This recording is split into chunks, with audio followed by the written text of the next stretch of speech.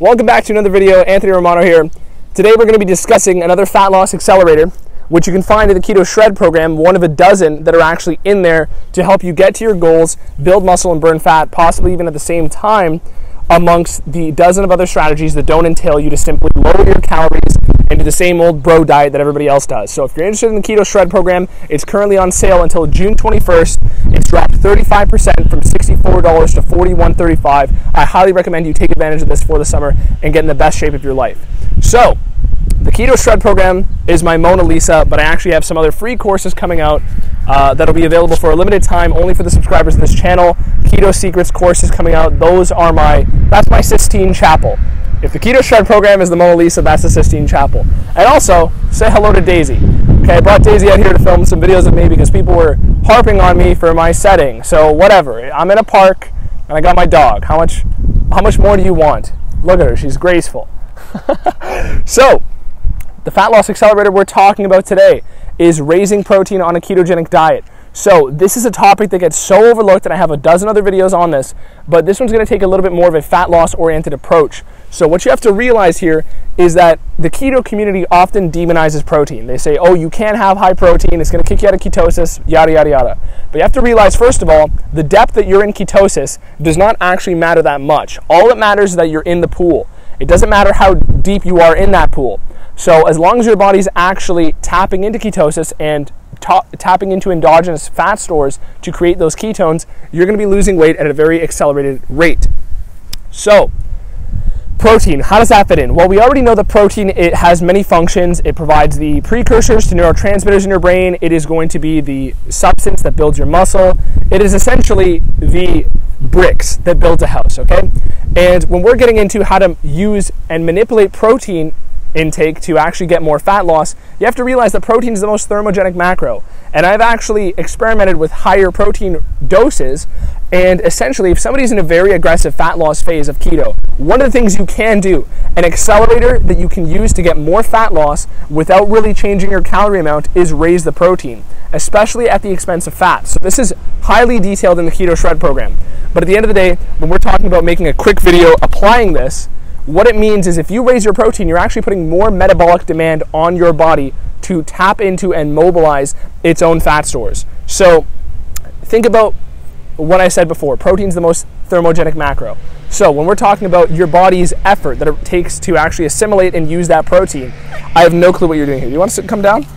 There you go.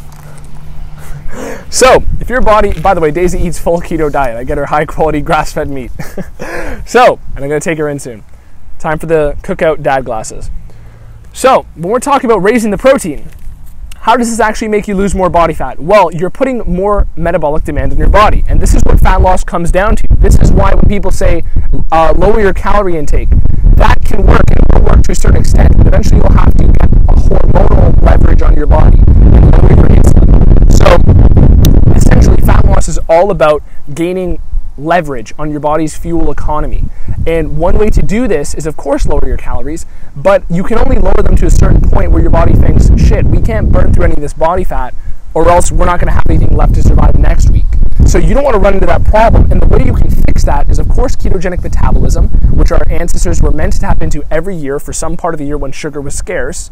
Think about it, I can't grow giant fields of fruit until it's season for that, and even when they were in season, they weren't ripe all the time. It probably took every few weeks. So sugar was a scarce commodity in ancestral times. So the other way we're meant to gain leverage in an intuitive way on our body's fuel economy is raise the protein. There would be times where fat wasn't as available, and your body would actually have to tap into its own body fat. That's why we store it, so that you could actually get more fuel to survive.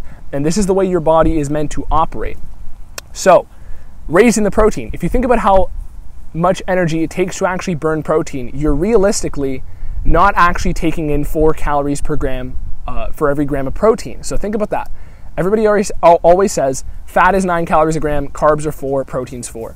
But in reality, the amount of effort it takes your body to actually use protein leaves every gram probably, I can't say for everybody, probably with around 1 or 2 calories per gram of protein. So protein is almost like negative calories if we're talking lean protein sources. Now, this is not a hard and fast rule, but it is something that will actually help you to get more body fat burning and weight loss if you raise the protein. This is why everybody says it for every single diet out there.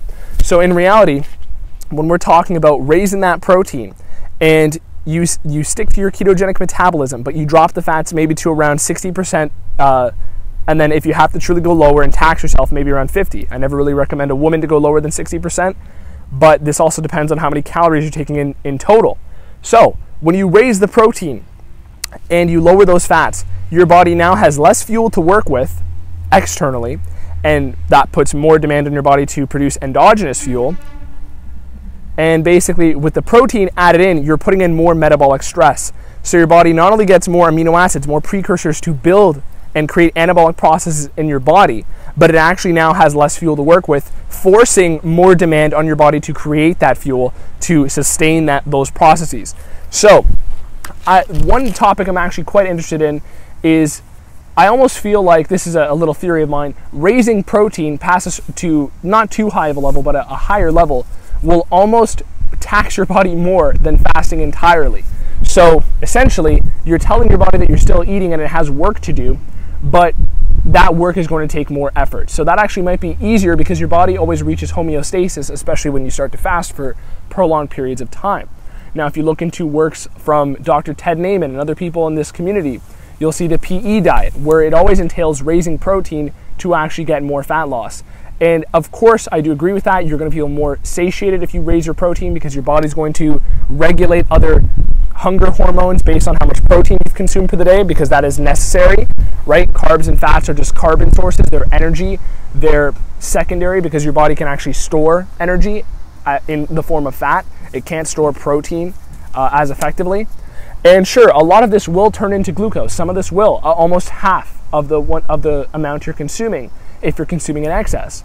But at the end of the day, this is going to provide more metabolic stress, and it's not going to ruin ketosis. It's simply going to dampen it, because you have to realize that the initial studies on keto in the 1920s were made for epileptic children who needed to have very high ketones in order to prevent seizures, okay? So unless you're somebody with epilepsy or some other therapeutic usage of keto, what you should be doing is if you're pursuing fat loss, you should be raising your protein so that you can actually get more fat loss and perhaps even some more muscle gain.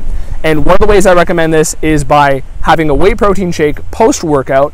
And if you actually wait a little bit longer to eat post-workout, you'll actually milk out even more fat loss from the Cortis-Douglas effect, which you can see as my most recent video posted just before this, because I filmed 2 videos here with Daisy at the park. So at the end of the day, these are both 2 fat loss accelerators that you can learn about in the Keto Shred program, which is on sale for a limited time only. Thank you to everybody for the very kind words and messages that I was receiving during the little break I took. I was working with some very important clients, and my business has been scaling very quickly. So that's something where it has been a bit taxing, but I'm back now. I'm trying to make some more videos to give back as much free knowledge as I can to you. So thank you so much kindly for the support and continued conversations with everybody in this community. So thank you so much. If you have any questions, leave them down below. I'm happy to help you out for free as much as I possibly can. And if you're interested in coaching, if you're interested in a free consultation, if you're interested in the Keto Shred program, go to romanoketo.com